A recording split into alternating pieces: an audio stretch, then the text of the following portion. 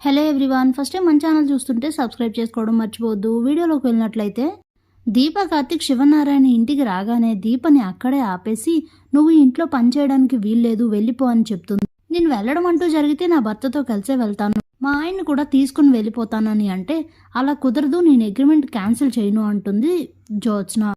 ఇక అలా ఇంట్లో అంతా డిస్కషన్ జరగడంతో సుమిత్ర ఇంకెలాగోలా చేసుకోండి అని చెప్పేసి అక్కడి నుంచి వెళ్ళిపోతుంది చాలా కోపంగా. చేసేది లేక అందరూ సైలెంట్ అయిపోతారు. ఇక ఇంట్లో దీప వండిన వంటలేవి కూడా సుమిత్ర అయితే తినదు, తన మొహం చూడడానికి కూడా ఇష్టపడదు. సుమిత్ర ప్రవర్తనతో దీప అయితే చాలా బాధపడుతూ ఉంటుంది. ఇక కార్తిక్ అయితే తనకు నచ్చ చెబుతూ ఉంటాడు. ఎప్పటికప్పుడు ఇలాంటి పరిస్థితులు ఎదురవుతూనే ఉంటాయి, కానీ తప్పదు, కొన్నాళ్ళు భరించాలని అయితే చెప్తాడు. ఇక అలా 2 రోజులైతే గడుస్తుంది.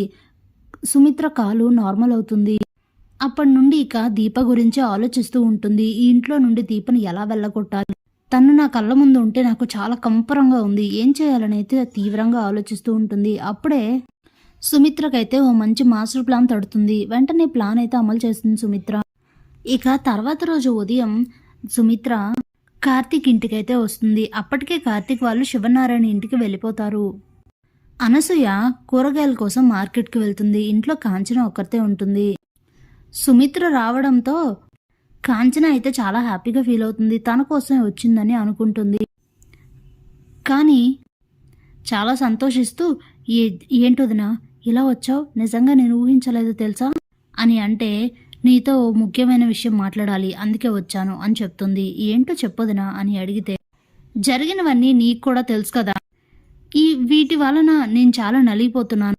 నేను దీపని మా ఇంట్లో అసలు ఉండడం, తను నా కళ్ళ ముందు ఉండడం నేను అసలు భరించలేకపోతున్నాను.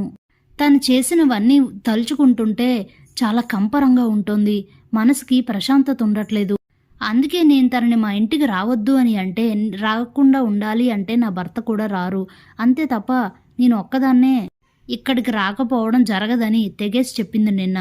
ఇంత చేసిన దీపని కళ్ళ ముందు పెట్టుకొని నేను మనశ్శాంతిగా ఉండలేకపోతున్నాను, ఏదో ఒకటి చేసి నువ్వు దీపం రాకుండా ఆపు అని అంటే, అప్పుడే కాంచన అసలు దీప చేసే దాంట్లో తప్పేముందొదినా, తన కోసమే కార్తీక్ అగ్రిమెంట్ పైన సైన్ చేశాడు కాబట్టి ఇద్దరూ కలిసే ఆ తీర్చుకోవాల్సిన రుణం ఏదో తీర్చుకుంటామని అంటుంది. తప్పే ఉంది, నువ్వు అంటున్నది కరెక్టే, అది నీకు నచ్చలేదు, కానీ మరి ఏం చేస్తాం, అంతకన్నా పరిష్కారం ఏంటి అని అంటే, పరిష్కారం నా దగ్గర ఉంటే నేను నీ దగ్గరకు రావాల్సిన అవసరం లేదు, నువ్వేం చేస్తావో నాకు తెలీదు, ఎలా అయినా సరే దీపను మా ఇంటికి రాకుండా ఆపు.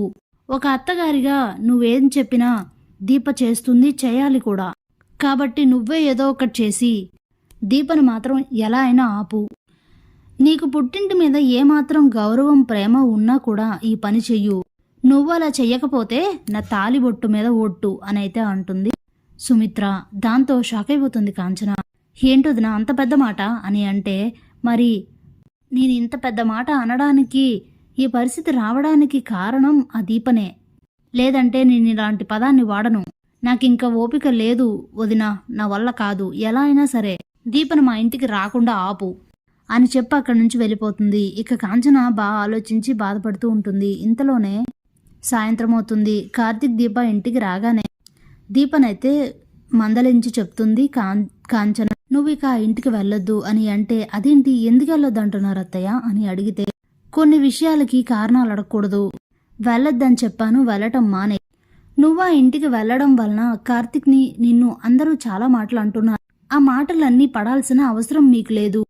ఎంత కాదనుకున్నా కార్తీక్ ఆ ఇంటి మనిషి కాబట్టి తనని అంతలా అనరు, నిన్ను చూస్తేనే ఇంకా ఎక్కువ మాటలు అంటారు, లేనిపోని నిర్ణయాలు తీసుకుంటారు. అలాంటి పరిస్థితులేవీ రాకుండా అనుకున్న ఆ పని పూర్తి చేసుకుని కార్తీక్ వస్తాడు, నువ్వు వెళ్లాల్సిన అవసరం లేదు దీప.